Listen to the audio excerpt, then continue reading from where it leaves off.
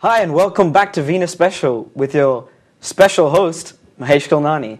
And now let's go back to our special guest, Miss Simran Gill. Hi, welcome back.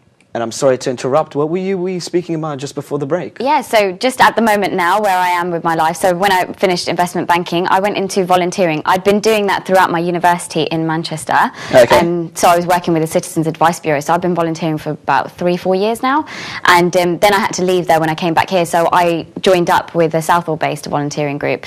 So I'm just helping with drugs and alcohol action programs, so it's been really good, like really good eye-opener being able to go to schools and colleges, educate people about the drugs abuse and substance abuse, so it's been really, really good. I've learned a lot from it as well, so I'm just doing that at the moment, really, just doing voluntary mainly. So you say you're doing a lot of charity work, per se? Yeah, well, I've always enjoyed charity work, and I know it's like a bit I'm sorry to interrupt. I asked because every Miss England I was going to say that. That's what I was just trying to say to you. It's like everyone, I do this much charity work. Yeah. No, but I honestly do. That's the thing. No, I'm not. Yeah, no. I don't actually leave you. No, but that's not everyone says. Yeah, exactly. But I was doing it from such a young age, but that was just because my degree was in counselling as well, so I always liked that side of things, like helping people. And also in my degree programme, I was actually asked to go into a community work placement. So I think that's what pushed me into it, and I was chucked straight into the deep end, giving advice on a daily basis, one-to-one advice, so it was really, really good. And I remember once from there, this auntie came in and she sat down with me and she said, so did you say auntie? Yeah. Okay. And auntie, she came to talk to me about something, and she just said, so where's your mum? Like, who's going to be talking to me? You are. And I remember just laughing and calling my mum, and I said, they think I'm too young for this. But no, it was really good, really good. So now I'm just working with DAP at the moment. So when I went to doing the modelling side of things, that was just, I literally didn't think I could do it. I didn't really think I was going to go into the modelling side of things, but I've just been doing that part-time at the moment, just with a photography team and a makeup artist. So that's been quite weird to see myself on the camera and seeing pictures. Yeah, I know. And I know my mum's recording this later, so I'm going to be able to see all this. It's really surreal. Like I was saying yesterday, it was very surreal. I remember just saying to my sister, I'm famous, like, you know, get my autograph now. Got to get much more fans after this now. Yeah. But yeah, that's me for now. Okay. And what does the future hold for you? Whatever it brings, to be honest. I'm open to everything. As you can see from my background, it's quite varied, so open to anything. My main thing, honestly, all I've ever really wanted to do, and I hope to eventually, is have my own counselling clinic, to be honest. I would like to have my own base where I can start off by myself and be able to give that help to those who need it on a one-to-one basis. So that would be my main thing that I would want to go for. And just for now, I'm going to enjoy the modelling side to things. As you should. Yeah, exactly. Enjoy the modelling side to things, whatever it brings to me. And I know this is so cliche, but I do honestly enjoy the fundraising side to things, because it's no, I'm sure you do sound like that. Yeah. I'm sorry to say that on a no, it's true. I mean, even yesterday in my speech, when we were asked to say something on stage, I even said at the end, of course, world peace. And I didn't get many laughs. I was the one that said that. I didn't get many laughs. Did you? I think you and my sister were the only ones. No, the whole crew did. Good. But yeah, and then I remember just looking over at the judges thinking, oh gosh.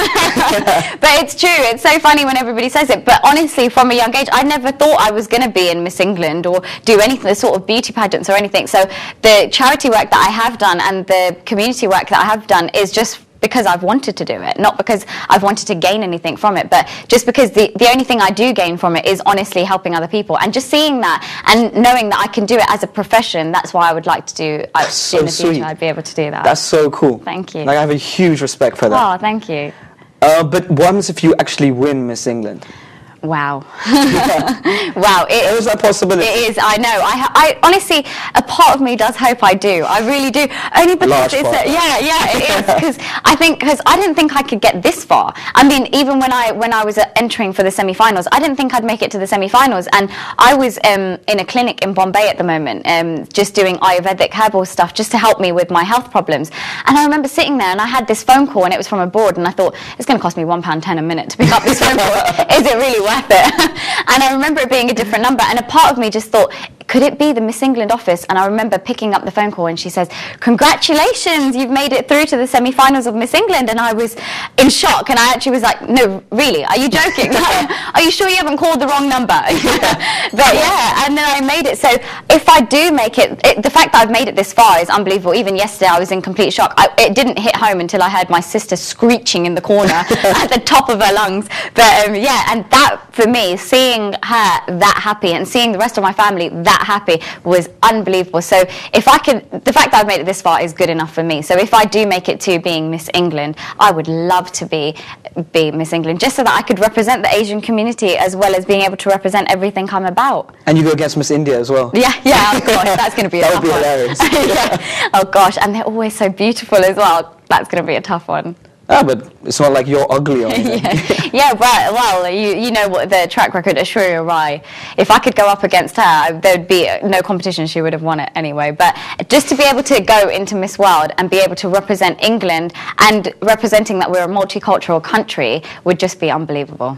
And as an audience member from yesterday, I thought you were great. The way you spoke, thank you. The way you were, your looks, everything about you. Thank you. I was like, this is definitely a potential winner. And then when you won, I don't think we were too shocked about it. Really? We honestly didn't think we weren't too shocked about it. That means a lot. I remember speaking to the judges and when I was thanking them all, because it was just really a heart-filled out thank you, because I was still in shock, and I just ran up to them and I was giving them hugs. I don't even know them, never met them before. But I was just like, thank you so much. And when I was speaking to them and they said, you know, you truly deserve this, and I was actually wowed, because I know, like, you have your friends and family that always think the best of you. They always will. But hearing that from complete strangers that I've met you for the first time, it's amazing to know that people actually think that of you, and it means a lot. It honestly does.